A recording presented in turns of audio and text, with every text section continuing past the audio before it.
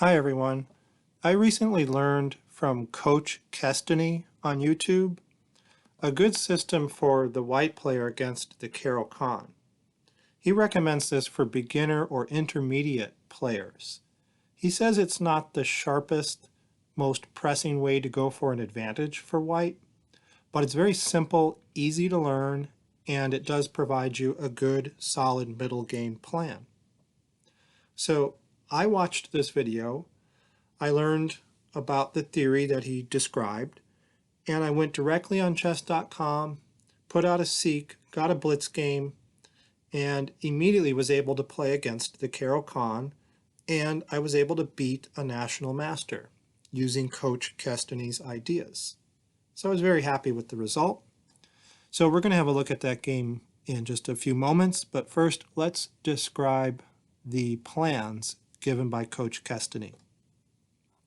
So if you're an e4 player, then you've undoubtedly faced c6 from time to time. That's known as the Caro-Kann defense. And Black's idea is he'd like to push the pawn to d5 and challenge our center pawn.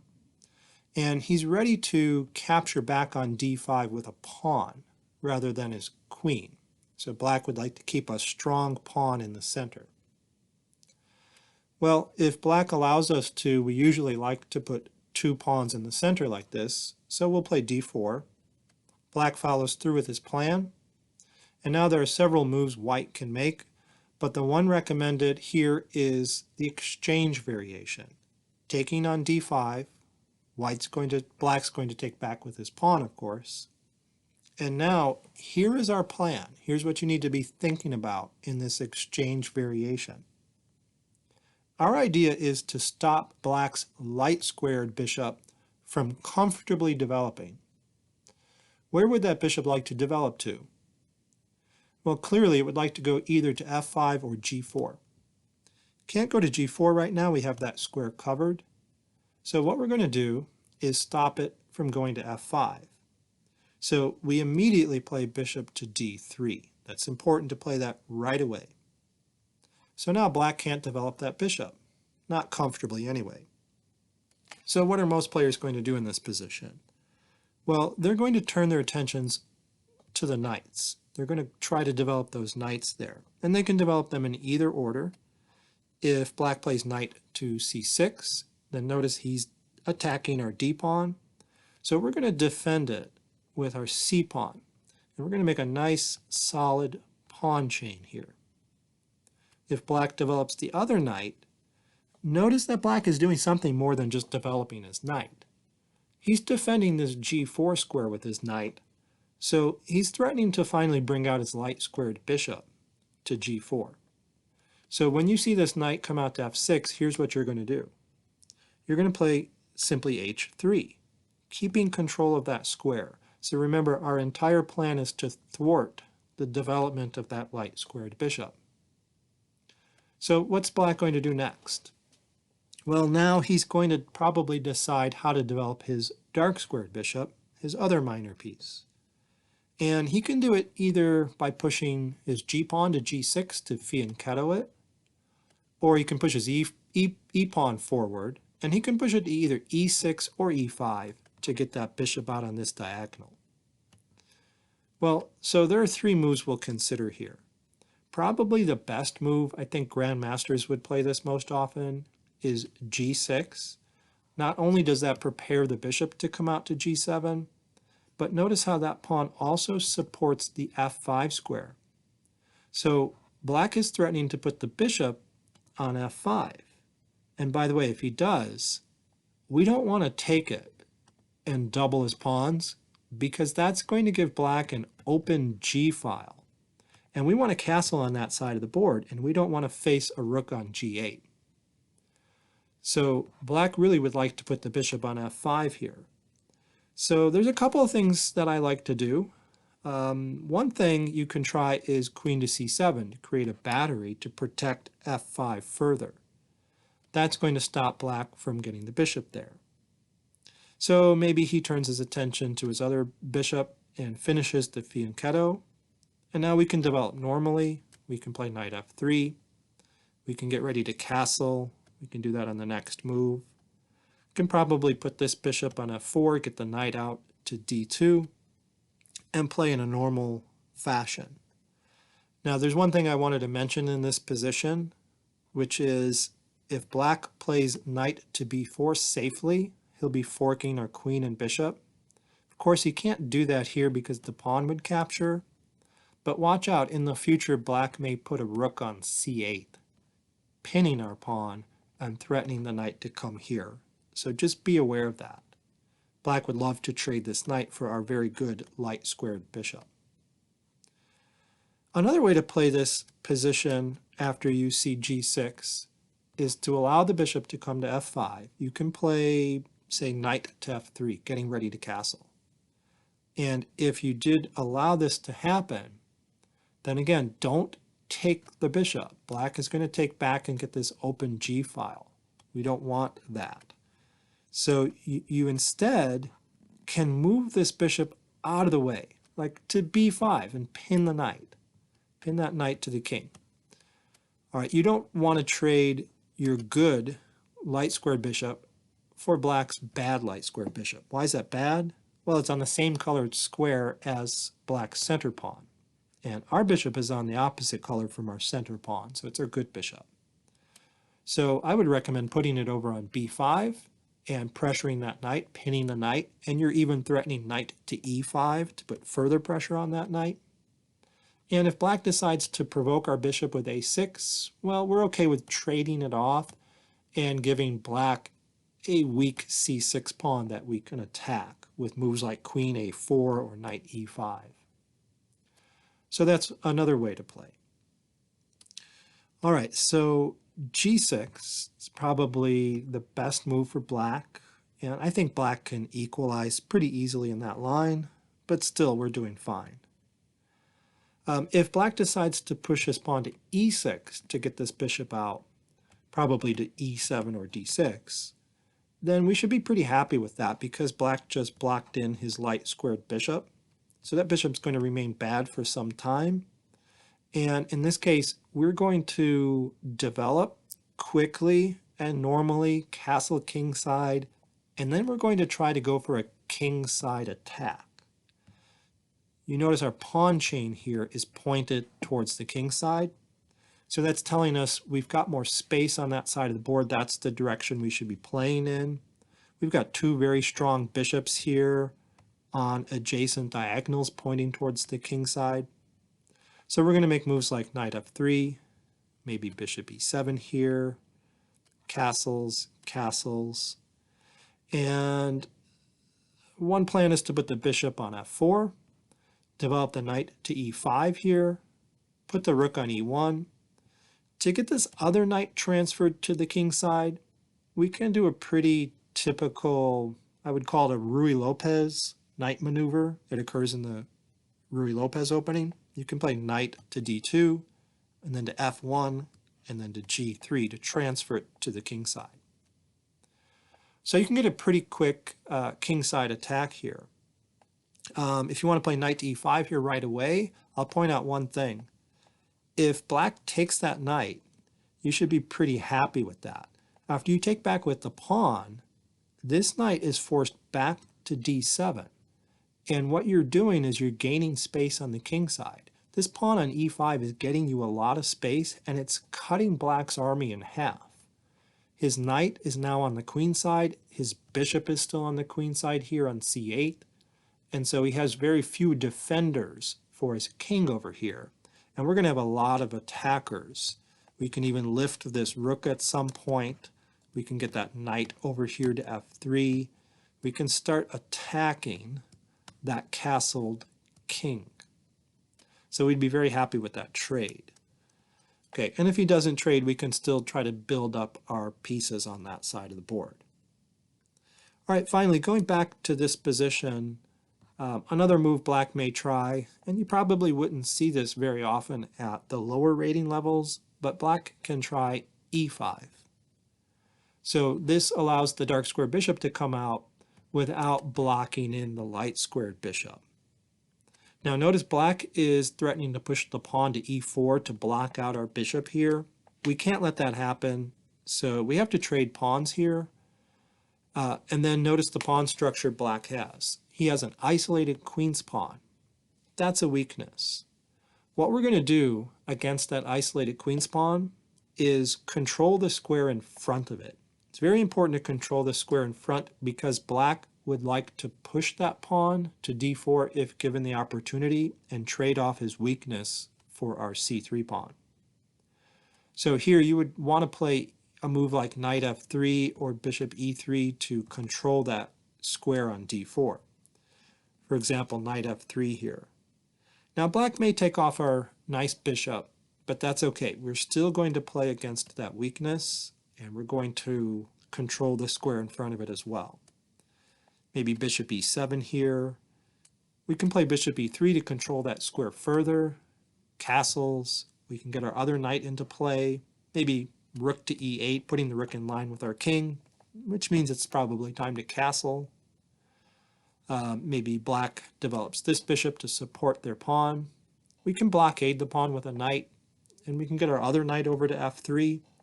Eventually, once we have a firm grip, we already do have a firm grip on d4, we can start pressuring this pawn. We can put a rook on the d file, for example, and start attacking it and try to win it. Any trades of minor pieces or even major pieces should favor white as long as they keep the pawn structure the same, as long as black still has that isolated d-pawn, because the closer we get to an endgame, the weaker that pawn is going to get. So those are some of the things you need to know about playing against that isolated queen's pawn. In a position like this, for example, you would not want to trade your knight for that bishop, because that allows black's f-pawn to come here to e6 to support his d-pawn. All right, so just to summarize, here's the Caro-Kann. We put two pawns in the center. Black pushes forward and attacks our center.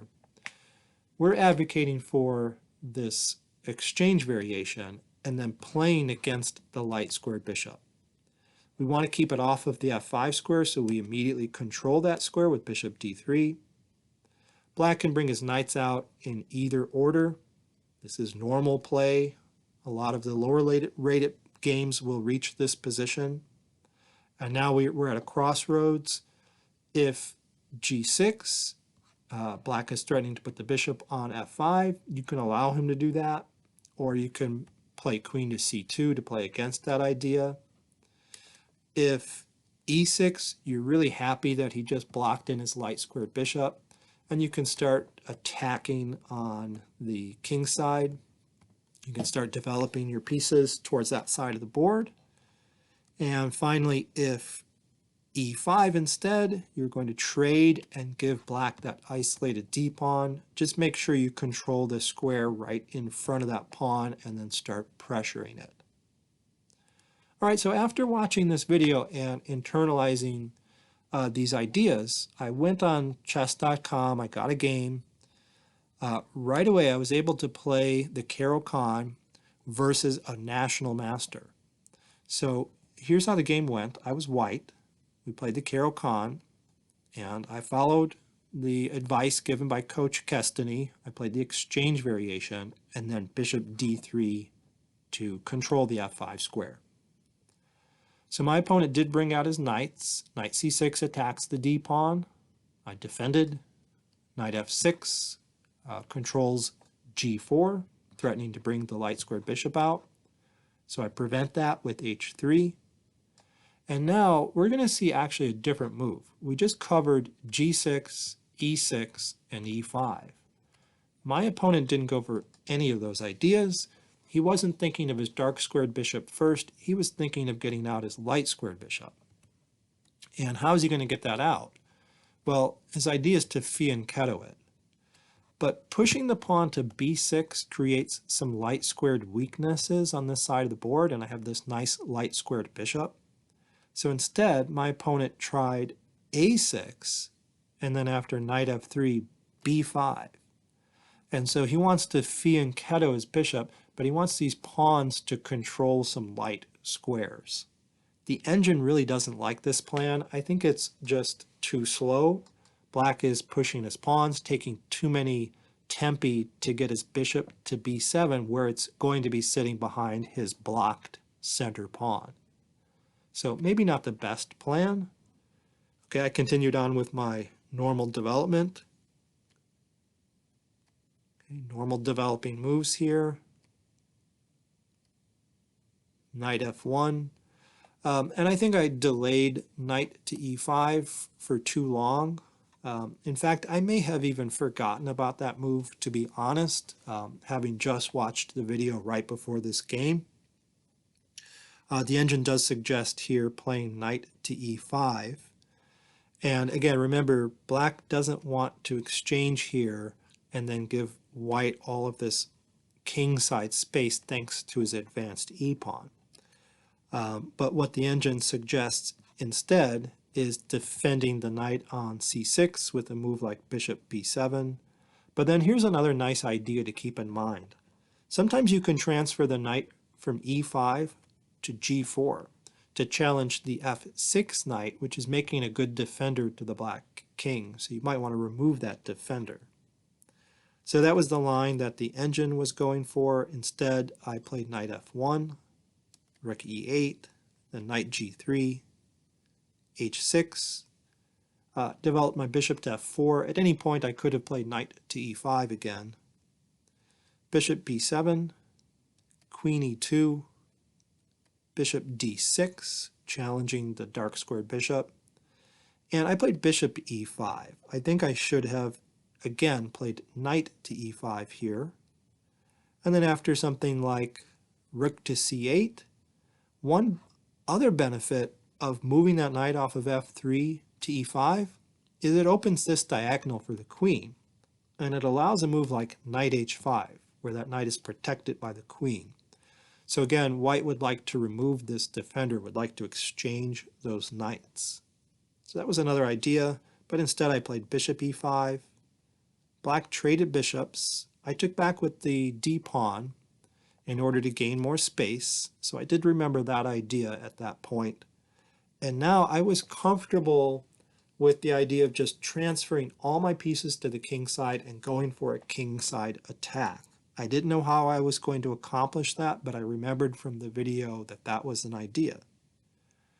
Well, I got my other rook into play, queen c7, bishop b1. So here my plan is to create a battery with the bishop and queen and put some pressure on h7.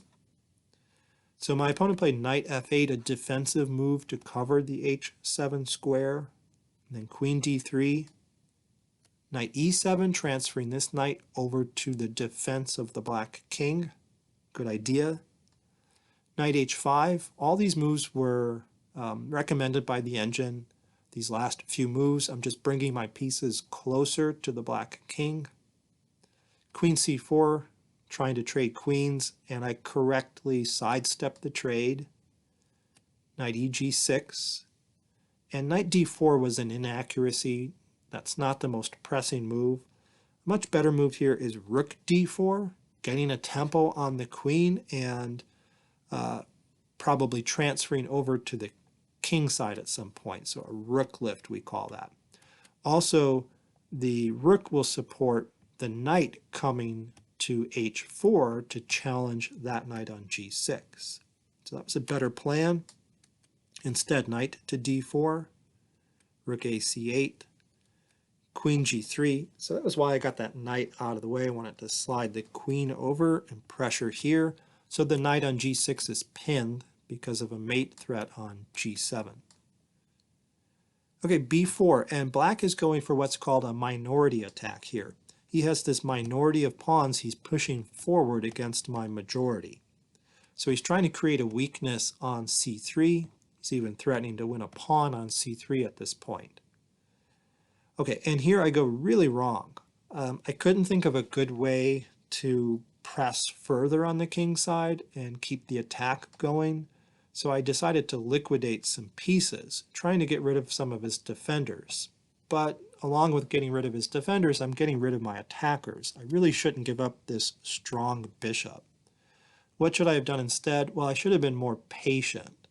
I should have played something like rook to e3 to defend c3 and to perhaps get the rook over to the king side, and just played this patient, try to improve my pieces. For example, b takes, queen to a4 hitting the rook on d1, bishop c2 attacking the queen takes a2, and then a move I didn't consider throughout my attack was f4. That would have been a good idea at some point. Push that f pawn forward with the idea of getting it to f5.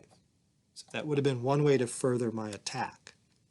So going back instead, I played bishop takes g6, knight takes g6, and again, I'm doing the wrong thing here by trying to liquidate my pieces.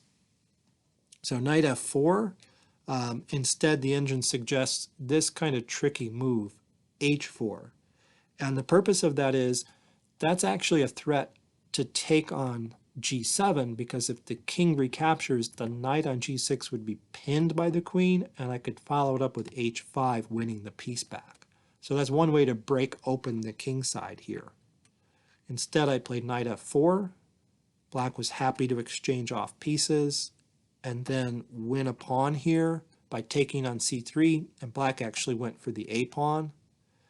And then I played rook e3, and I'm trying to get a rook and queen to make a battery to try to attack over here, maybe get the knight into play as well, but it's just not enough. Queen a3, rook g3 is a threat to take on h6 because of the pin on the g7 pawn. Now here my opponent went wrong and gives me a superior position by playing the defensive looking move queen to f8.